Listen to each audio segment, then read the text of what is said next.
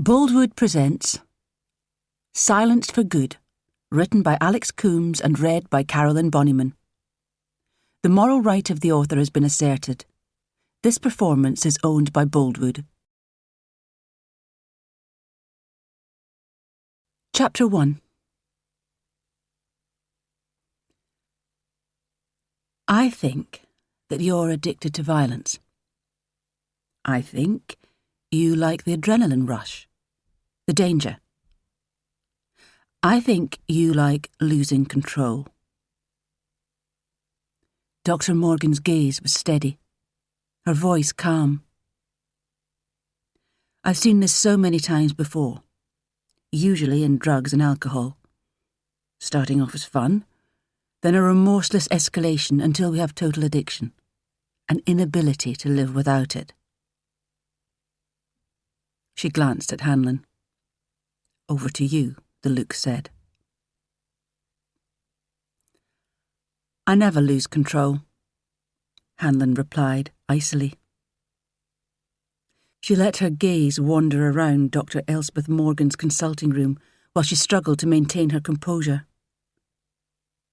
It was a large, airy first-floor room overlooking a quiet residential road. It was a reassuringly expensive area. Dr. Morgan's fees were not reassuring. They were alarmingly high. They were in Hampstead, in North London, just up the road from the Freud Museum. Freud had tribal art in his consulting room. Dr. Morgan favoured modern, abstract paintings and sculpture. Hanlon disliked them intensely. Then why are you here? Countered Dr. Morgan, her voice sceptical. For showing a worrying amount of kindness to a suspect avoiding arrest? I think not. You broke his nose. Hanlon had been temporarily suspended from duty while an assault charge was investigated. She didn't blame the criminal responsible for struggling while she arrested him, but she did blame her colleagues for not backing her up. She had been in the police for 20 years now, and her career had plateaued. She was high-ranking, a DCI, but somewhere a line had been crossed from respected elder statesman, she was 40, to dinosaur. Embarrassing dinosaur. Her opinions were old-fashioned, as was her approach to policing. He was resisting arrest. Dr. Morgan raised an elegant-shaped eyebrow and looked at her quizzically. She was about 60, tall and sophisticated. She had short, skillfully cut grey hair and a shrewd face. She was wearing a grey silk trouser suit and a patterned blouse. Hanlon could imagine her in court giving evidence as an expert witness, unflappable, convincing. Now, she said, I would imagine a lot of people resist arrest where you're concerned, DCI Hanlon. Well above the average. The suspect didn't complain at the time. She shrugged. No, indeed. Not at the time. But he did later, didn't he? Dr. Morgan gave her an uncomfortably penetrating look, and Hanlon moved uncomfortably in her chair. Not because it was badly designed. It was guilt. Hanlon had spent her life hiding things deep inside, and now here was this woman shining a light on things that had been in a cavernous darkness for years, decades sometimes. The present events that they were discussing would be a portal to the past, and Hanlon, although she would never have admitted it, was scared. She was beginning to regret coming here. Dr. Morgan looked at the hard-faced, dark-haired woman sitting opposite her and continued, pressing the point. And your colleagues failed to back you up. I think we can draw our own conclusions from a rather deafening silence. Dr. Morgan looked at Hanlon. Bit unusual, isn't it? You normally close ranks. When it's the police worrying about police violence, surely alarm bells should be ringing in your head.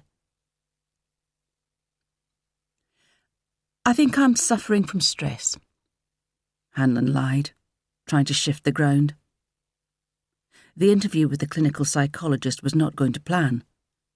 She had hoped that Dr. Morgan would sympathise with her, agree that the Metropolitan Police had treated her shamefully, and agree to help her fight her corner. She didn't need this. Dr. Morgan seemed to be casting herself as a hostile witness. The psychologist raised a sceptical eyebrow. You can't control yourself, Hanlon. Worse, you don't want to. That's not true. She looked around the room again. There were 3 plain, pale grey, unadorned ceramic vases on a table against the wall. They were very simple in design.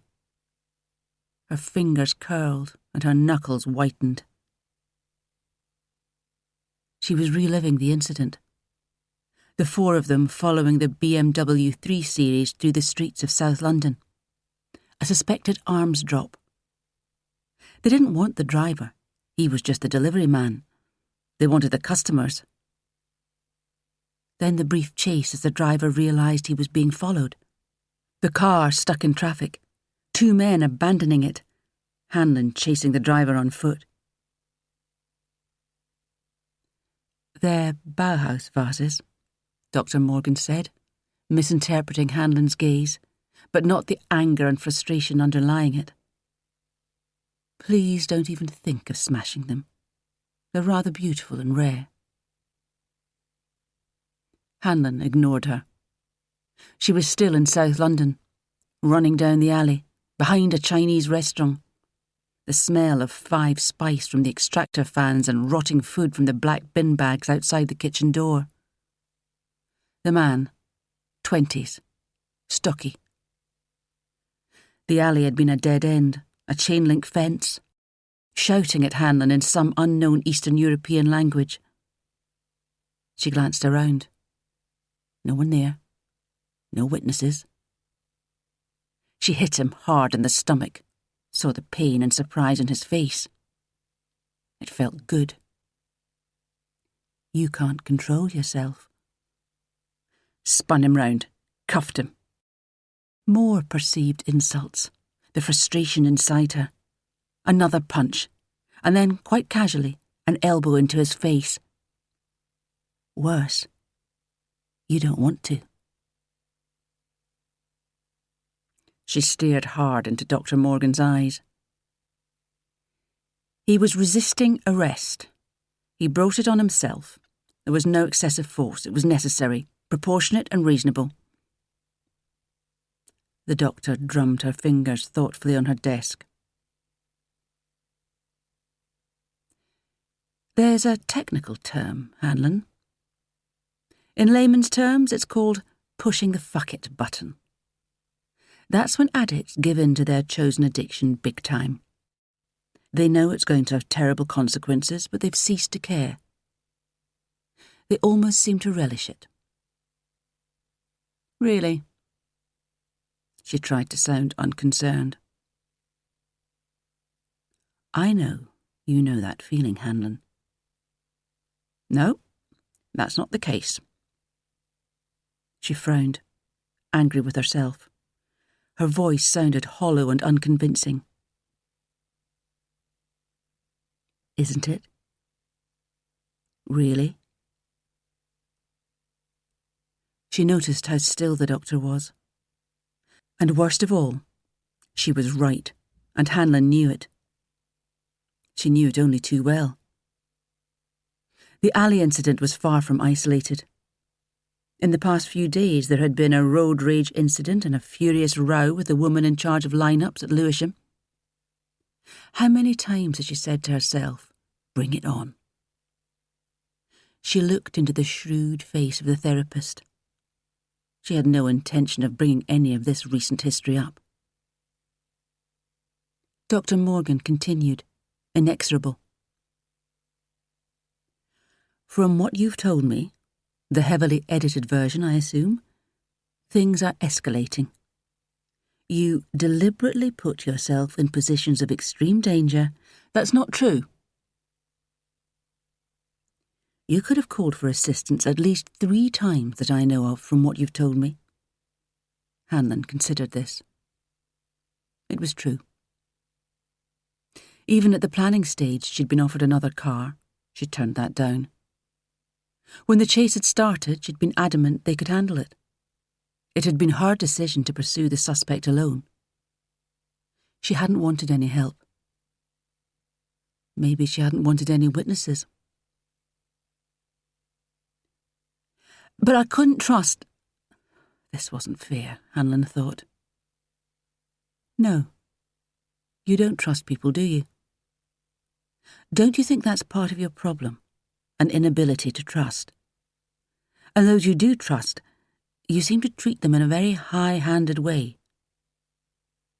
This man, Enver, your former colleague, the man you claim is your best friend, he's not talking to you. Hanlon shifted uncomfortably in her chair.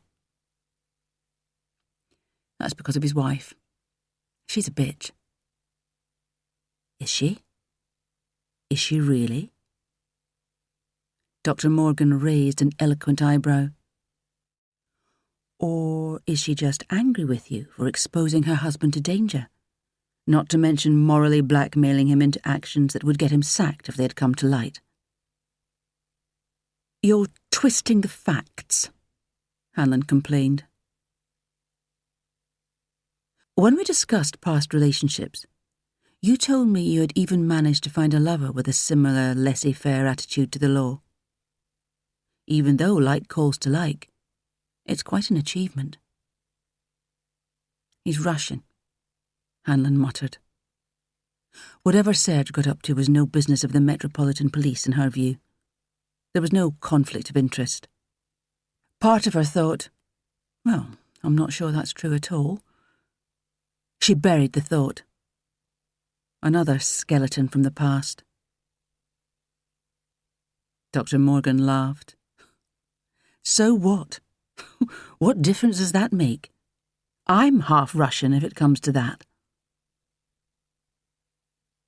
In her life outside work, in the boxing ring and in triathlons, she had inevitably come across people better than she was, and when she recognised it, when she knew she was beaten, sometimes it came as a huge relief. To stop pointlessly fighting. She knew she was beaten. She knew, deep down, that Dr. Morgan was right. Hanlon was suddenly tired of herself. As with so many events in her life, she had managed to alienate someone who could help. She had managed to turn an appointment with a doctor who she wanted to assist her into a fight. Maybe it was time to stop fighting everyone and everything. What should I do? She asked quietly. She suddenly felt that what she really wanted was a set of easy-to-follow rules laid down by Dr. Morgan. Go on holiday, she said. There. Simple advice. Like you told me you had planned to do. Get out of London. Go on this holiday to Scotland. There is nothing you can achieve down here. Then, when you feel calmer, call me and arrange for a follow-up appointment.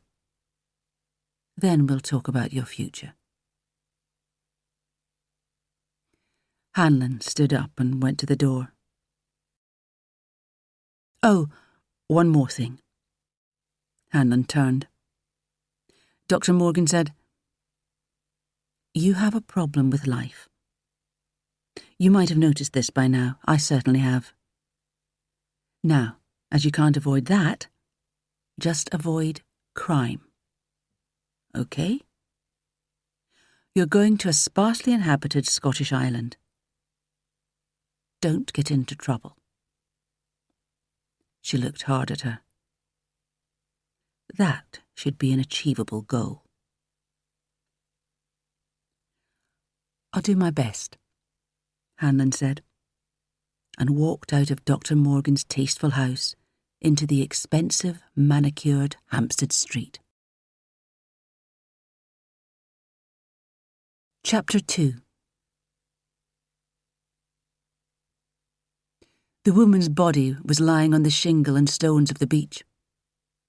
She was wearing a black one-piece swimming costume. Her skin was very pale against the dark material. There were tattoos on her upper arms and shoulders. Her head was on its side. Her ear had multiple piercings. She had short, badly dyed blonde hair, and her microbladed eyebrows were very dark on her forehead. She looked very young and terribly fragile against the hard black and grey rock of the foreshore. D.I. Campbell shook his head sadly as he looked down at her. He remembered the last time he had seen her. The party. She had been working the bar. He closed his eyes for a second. The cold, grey, rocky beach disappeared. He was back, reliving the past. "Can I get you a drink, Mr.?" "Murray," he had smiled. He remembered doing that. She had smiled back. Women often did. He was good-looking and knew it. "You can call me Murray." "Aye. I'll have a Guinness." "Certainly. 1 Guinness coming up." Murray had been the name he had used when he had seen her. Not his real name. The dark bar, its lights low. Then she had been in full party mode. The illumination might have been dim, but her smile was bright. Her blouse buttoned low, the music loud, the guests flushed with excitement and alcohol. He couldn't remember her name, but he could remember her eyes, pupils dilated. She'd been high, her hands brushing his suggestively as she had handed him the pint. Some of the head from the Guinness had splashed on her forearm, and she had licked it off, cat-like, provocatively.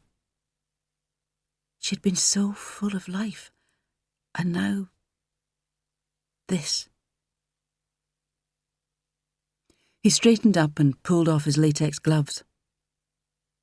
There were no red flag indicators of foul play, no obvious external cuts or abrasions.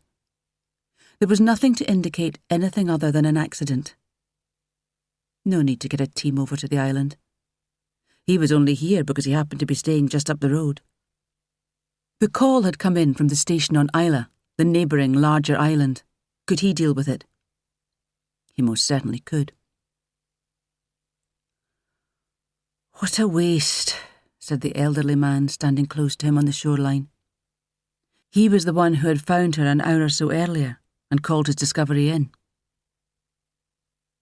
"Yes," said Campbell. "It's very sad."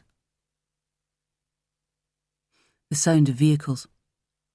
He looked up to the road above the shore, an old Volvo followed by an ambulance. DS Katrina MacLeod pulled up next to the familiar Land Rover of her colleague, and the ambulance stopped behind her. She got out of the car and shivered in the cold sea breeze. They were on the east side of Jura, 100 or so miles west of Glasgow, the Kintyre Peninsula a low, dark smudge across the choppy grey Atlantic. The cloud was low, and although it wasn't raining yet, there was moisture in the air. Behind them, the enormous shapes of the island's mountains, the paps of Jura, were invisible in the mist. But you knew that they were there. They were always there. Stone giants dwarfing human activity. "Down here," called D.I. Campbell to her from the seashore below.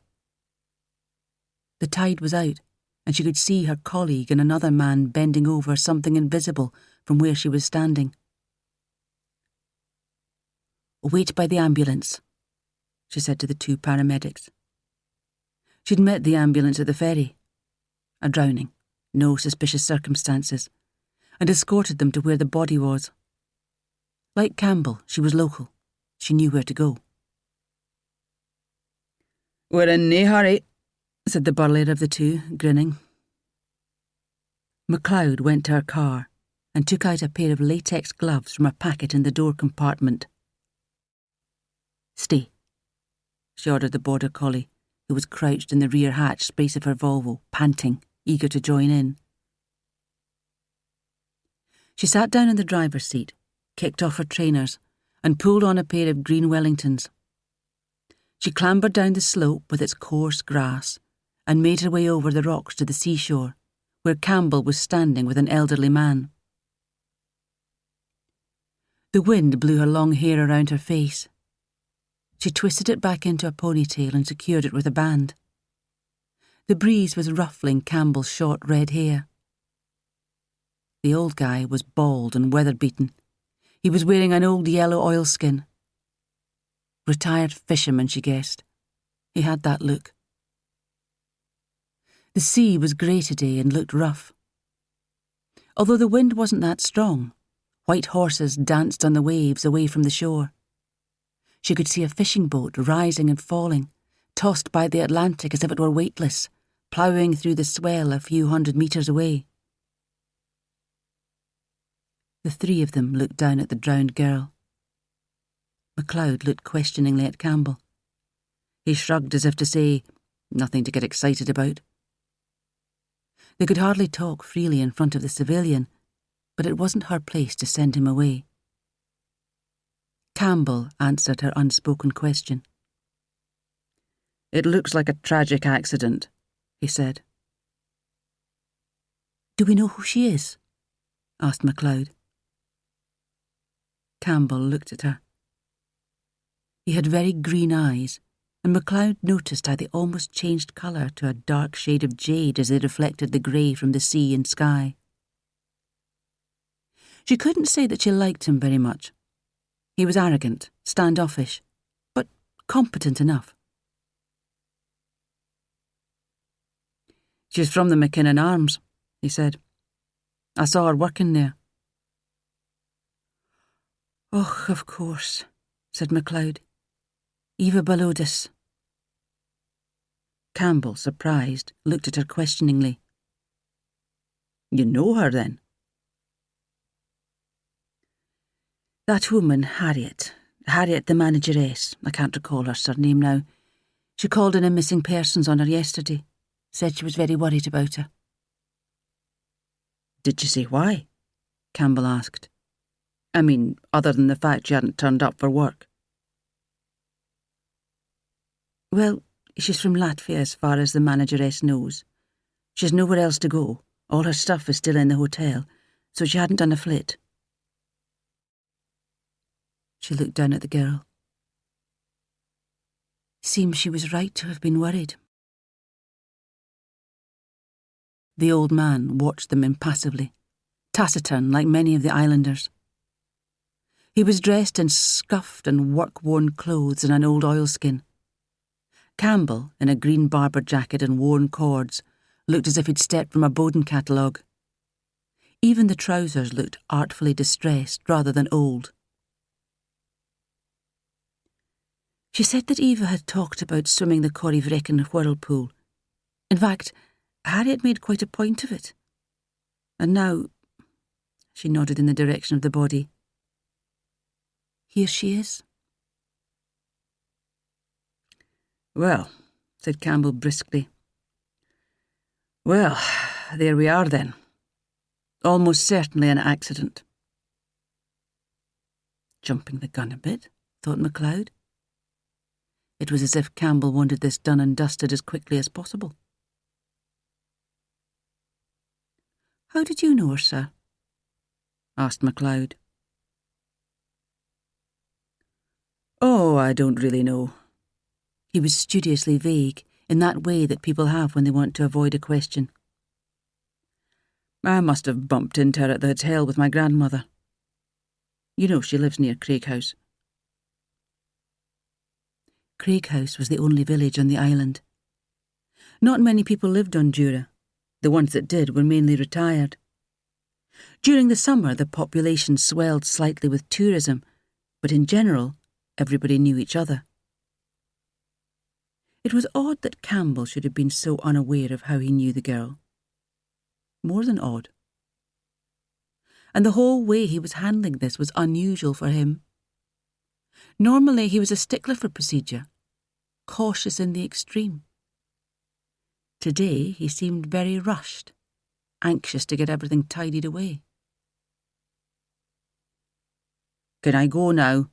said the old man, who had moved away from them and was now sitting a couple of metres away on a boulder while the two police officers talked.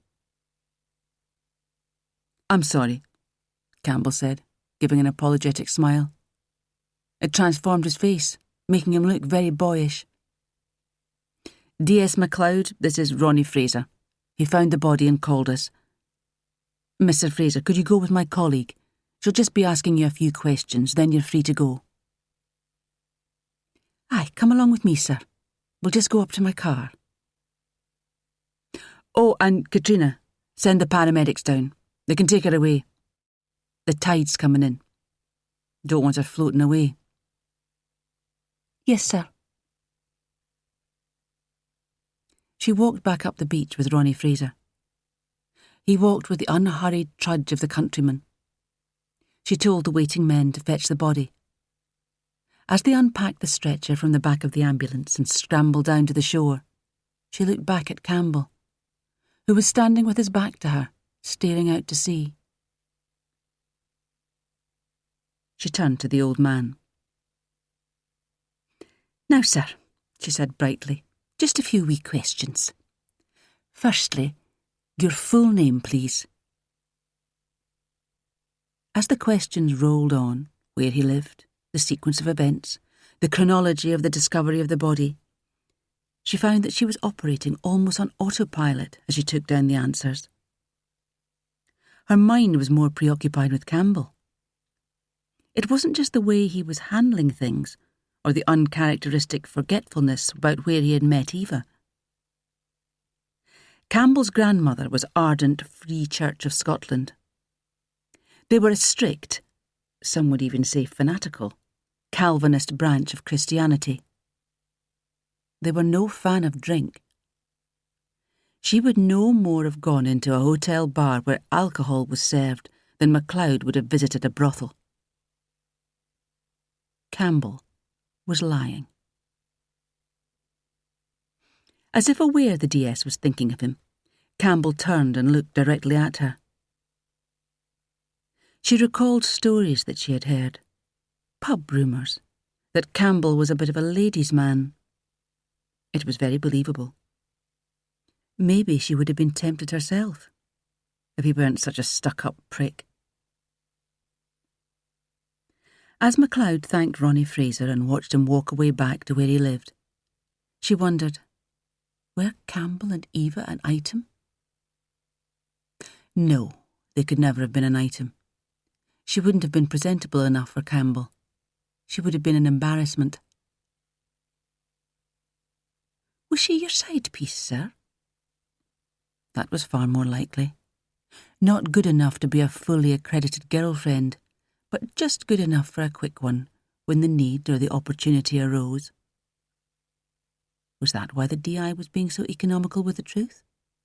Why he was in such a hurry to close the book on this one? An embarrassing ex-lover? Self-interest seemed to be taking precedence over justice. Whatever had happened to Eva Balodis was not going to be gone into with any great rigour.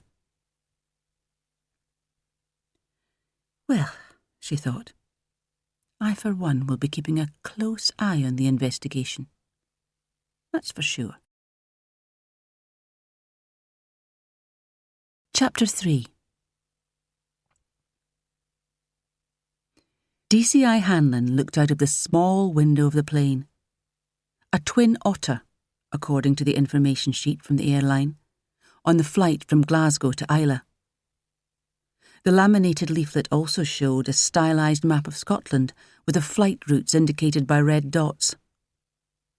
The one she was on went west of Glasgow, down the River Clyde, over the Argyll Peninsula that hung down from the main body of Scotland, as if stretching out to Northern Ireland, towards the island of Islay in the Atlantic, and its northern neighbour, Jura, It was the smallest plane that she had ever been on.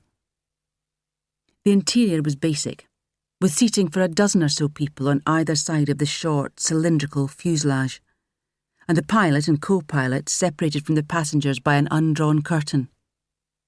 If she'd leaned forward, she could have tapped the female pilot on the shoulder.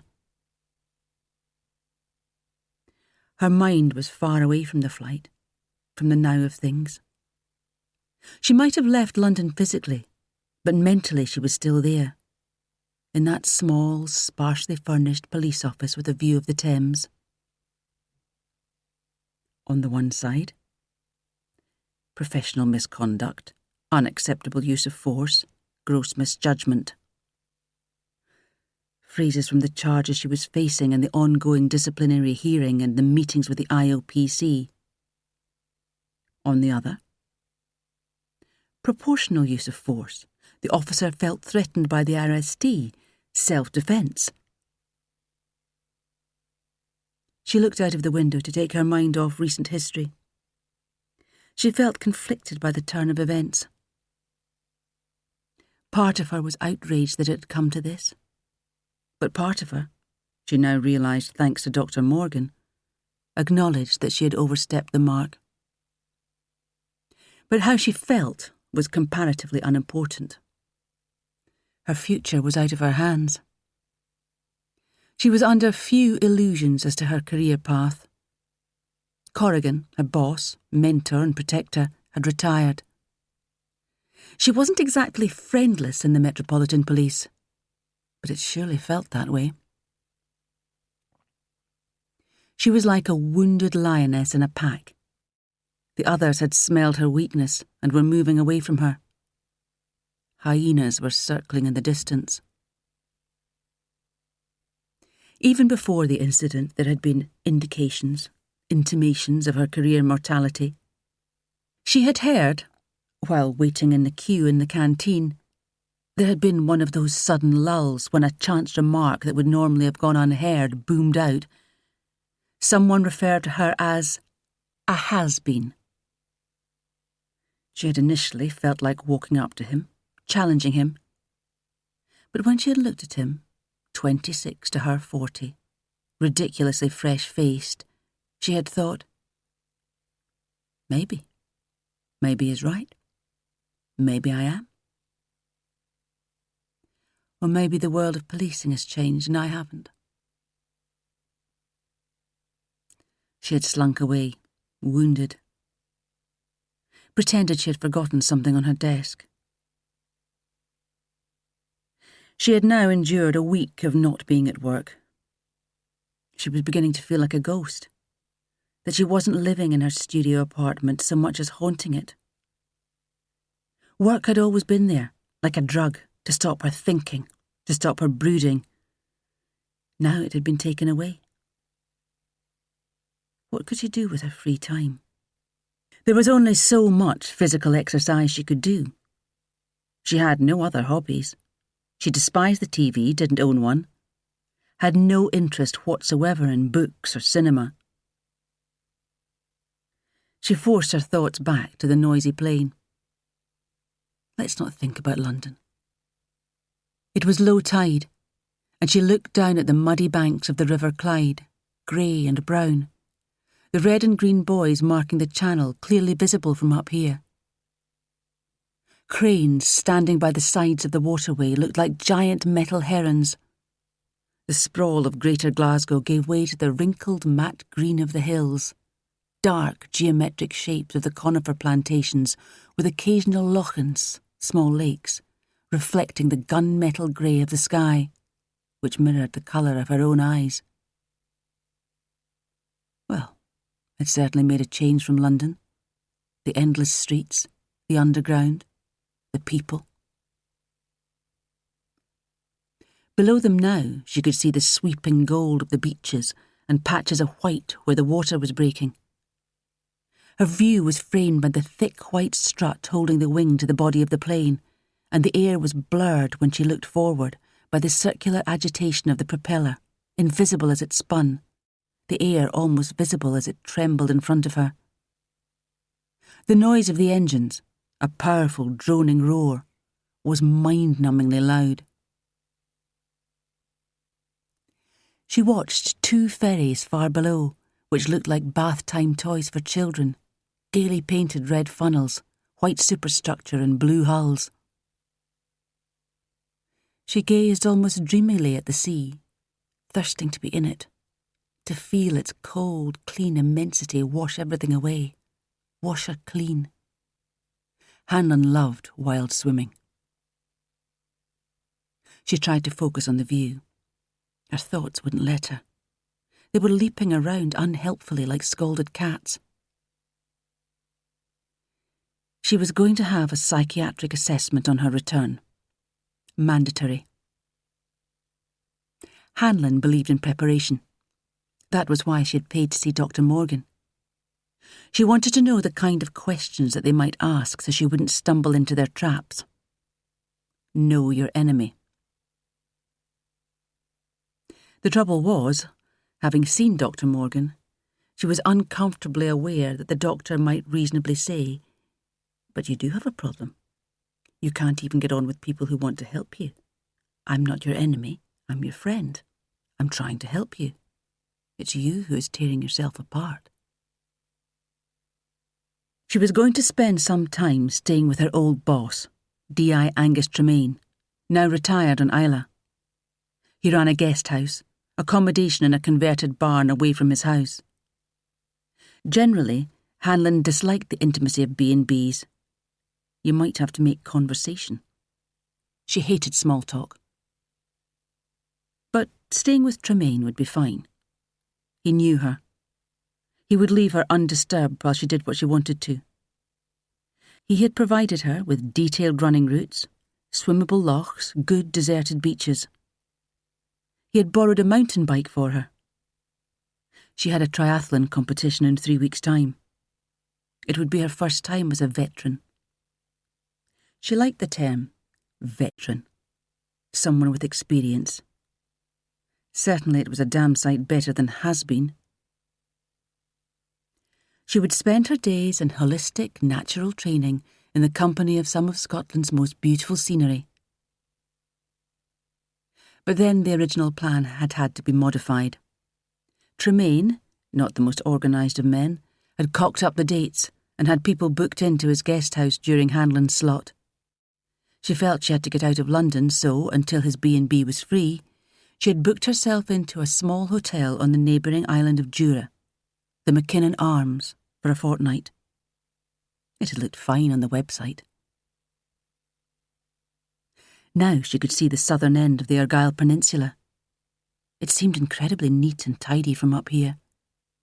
A patchwork of fields and toy tractors and tiny cows and sheep. It was getting cloudy now.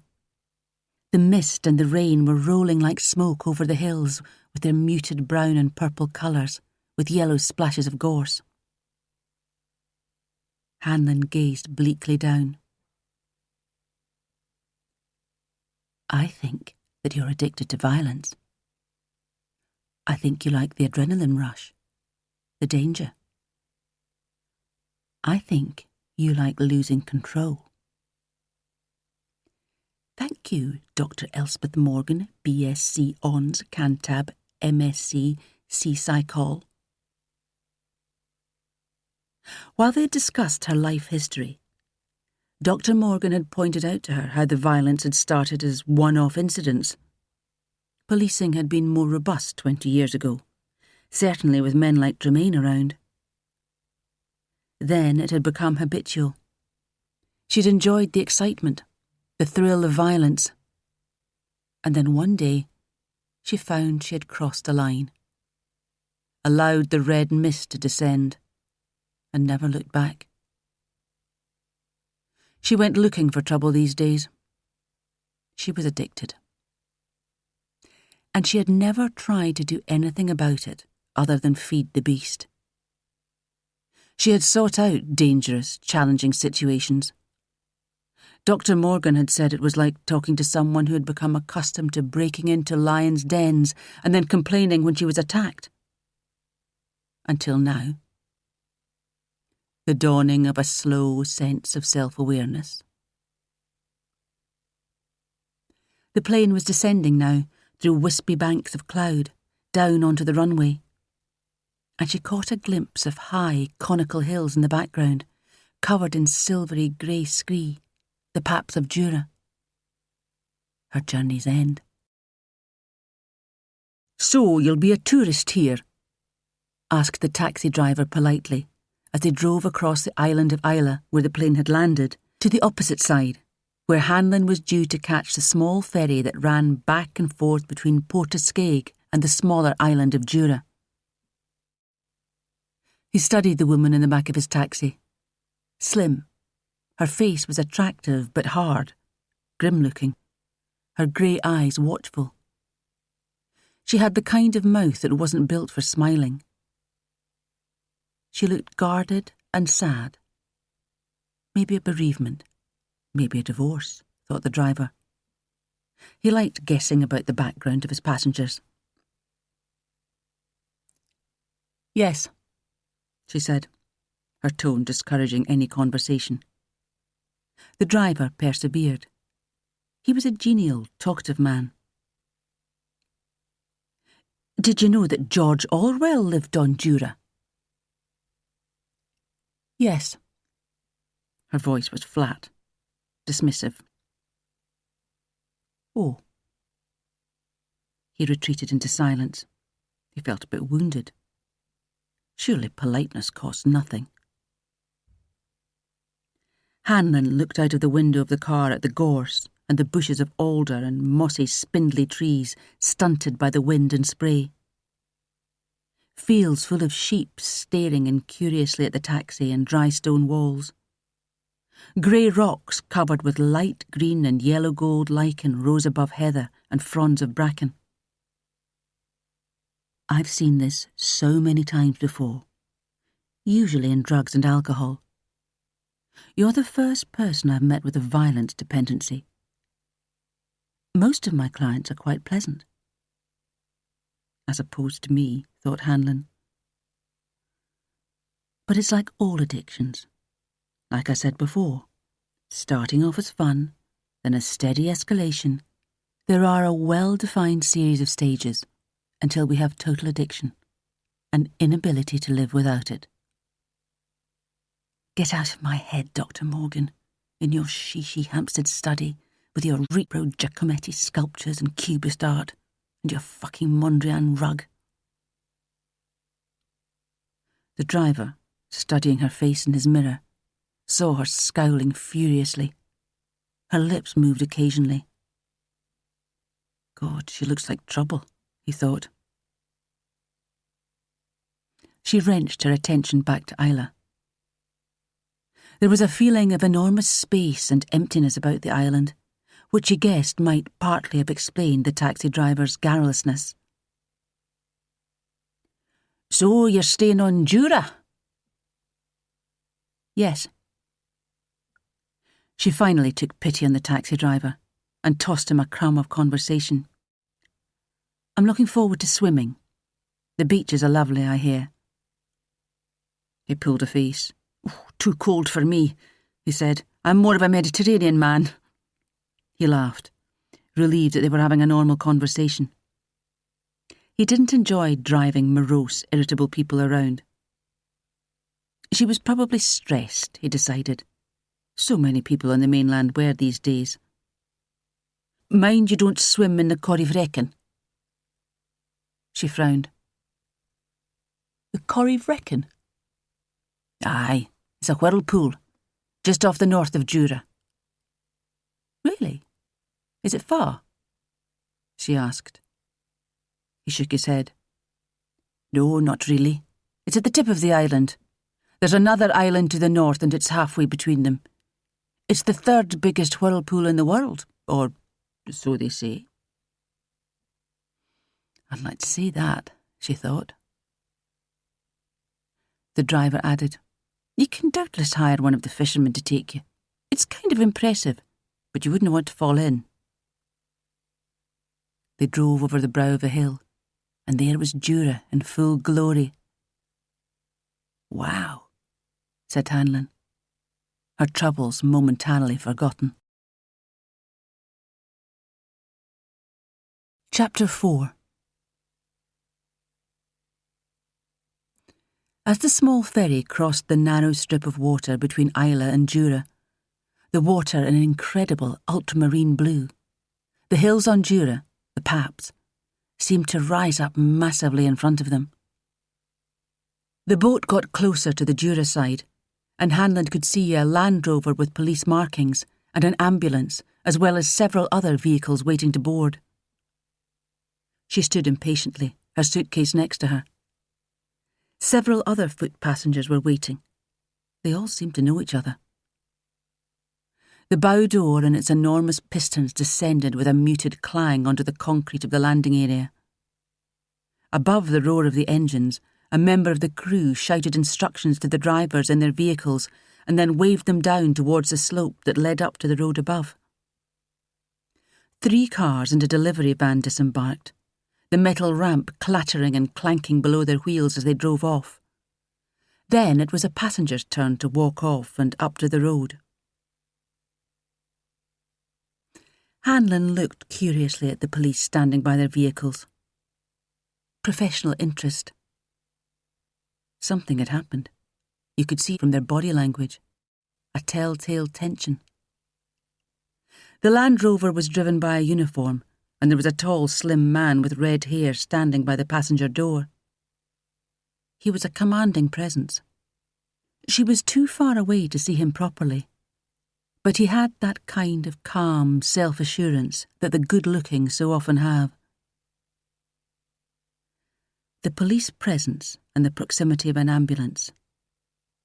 A death? Not an accident. Nobody seemed in a hurry. She wanted to go up to them. The tug of curiosity was almost irresistible. But she didn't. Various vehicles met her fellow passengers. Greetings were exchanged and car doors slammed. Engines started and cars drove off. In 5 minutes, everyone who she'd been on the ferry with was gone. Now it was the turn of the police car, the ambulance and the other vehicles to drive onto the ferry. She looked in through the passenger window at the red-headed man. He was talking on the phone, his features fine-chiselled, his mouth full. He was as good-looking as she had suspected. He looked intently lost in thought as he terminated the call and said something to the uniform who was driving. The vehicles were on board, the bow was raised, and the waters churned white and blue as the Calmac ship reversed away from the terminal. She watched as it headed back towards Islay. Then she turned and looked around impatiently for the car from the hotel that was supposed to be there to pick her up. No sign of it. Hanlon felt anger rising inside her. She hated inefficiency, and this was plain sloppy. She looked at the single-track road, the absence of vehicles. You could hardly blame traffic for being late on Jura. Hanlon took her phone out of her pocket and glanced at it. No network coverage. The detective who'd been on the phone must have been on a different network. She swore in irritation and looked up at the road just in case the hotel car might be visible. Nothing. There was one vehicle still parked there in the ferry car park, an old Volvo. The door opened and its driver got out. A woman who looked to be in her early 30s. Short, slim with long dark hair and a thin, pinched face. "You okay?" she called to Hanlon. Hanlon frowned. She must have been looking lost. She hated showing weakness. She recognised her as one of the people who'd been talking to the good-looking detective and the uniform in the Land Rover. She picked her bags up and walked over to her. "I'm staying at the Mackinnon Arms and they were supposed to pick me up." "The Mackinnon Arms?" the woman said in surprise. "Yes, that's right." "Jump in," said the woman, indicating the Volvo. "I'll give you a lift. It's not far out of my way." Hanlon went over to the Volvo. The back of the estate had a black and white dog inside, a border collie. It was screened off from the car by a metal mesh dog guard. The woman smiled at her and opened the back door so Hanlon could put her luggage in. The dog bounded about in its confined space, hoping to be let out, curious as to what was happening, who this stranger was. Hanlon stood motionless, mentally frowning at the disorder inside. The back seats had become a wide shelf for a variety of clutter. There were crumpled Ordnance Survey maps, plastic bags, a couple of beanie hats, a pair of muddy walking boots, a police notebook, a scrunched-up cagoule, her personal radio, a half-eaten packet of biscuits, a thermos flask and some empty water bottles. The woman swept everything on one side of the car to the floor behind the driver's seat with a casual hand, making room for Hanlon's luggage. Let's hope she doesn't need that radio, Hanlon thought. There you go. Hanlon put her bags inside and climbed into the front passenger seat. The footwell was covered in mud and small stones, bits of gravel. The woman started the engine. I'm Katrina. Hanlon shook the proffered hand. Katrina's handshake was firm. Her nails were cut short. In person, she was a lot cleaner than her Volvo. She put the car in gear. Are you with the police? Hanlon asked, casually. Aye, I am.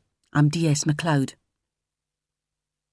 She had that gentle West Coast accent that was a feature of the islanders, a far cry from the harsh Glaswegian tones of Tremaine. It sounded barely Scottish, almost Dutch. Why the ambulance? Asked Hanlon. MacLeod looked at her in an evaluating kind of way. Hanlon recognised that look. She'd worn it often enough herself. How much should I say? MacLeod said cagily, Unfortunately, a girl drowned. She went missing a couple of days ago, and we've only just recovered the body. Oh. Hanlon bit her tongue. It was nothing to do with her. But she couldn't help but ask. Was it an accident? MacLeod gave her an irritated look. It's too early to say. Probably. In other words, no, thought Hanlon. MacLeod changed the topic of conversation abruptly.